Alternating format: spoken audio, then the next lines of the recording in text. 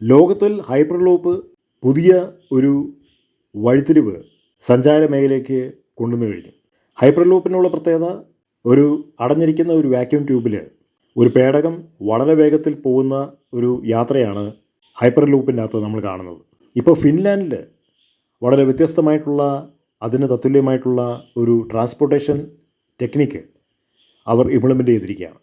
അവർക്ക് ഇതുപോലെ തന്നെ ഉള്ള ഒരു വാക്യൂം ട്യൂബിൻ്റെ ഉള്ളിലിരുന്നുകൊണ്ട് തന്നെ മണിക്കൂറിൽ 500 കിലോമീറ്റർ വേഗത്തിൽ ചരക്കുകൾ ചലിപ്പിക്കാൻ വേണ്ടിയിട്ടുള്ള ഒരു സംവിധാനമാണ് അവർ ഏർപ്പെടുത്തിയിരിക്കുന്നത്. എൻജിനില്ല, ചക്രങ്ങളില്ല, ശബ്ദമില്ല. ഒരു സൂപ്പർ കണ്ടക്റ്റിംഗ് പൈപ്പ് ലൈനിൻ്റെ ഉള്ളിലിരുന്നിട്ടാണ് ഇത് ഡെവലപ്പ് ചെയ്തിരിക്കുന്നത്. ഫിൻലൻഡിലെ VTT ടെക്നിക്കൽ റിസർച്ചാണ് ഇത് ചെയ്തിരിക്കുന്നത്.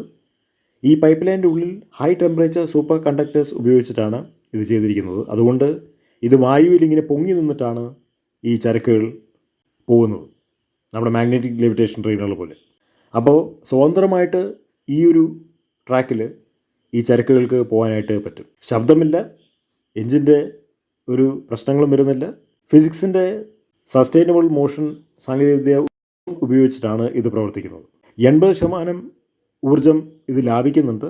മാത്രമല്ല ഇലക്ട്രിക് റെയിൽ, എയർ ഫ്രൈറ്റിനൊക്കെ വരുന്ന ചിലവുകളൊക്കെയായിട്ടും വളരെ വളരെ കുറവാണ്. അപ്പോൾ ഇതുമൂലം വിപ്ലവകരമായിട്ടുള്ള മാറ്റമാണ് ചരക്ക് ഗതാഗതത്തിന് ലോകത്തിൽ വരാനായിട്ട് പോകുന്നത്.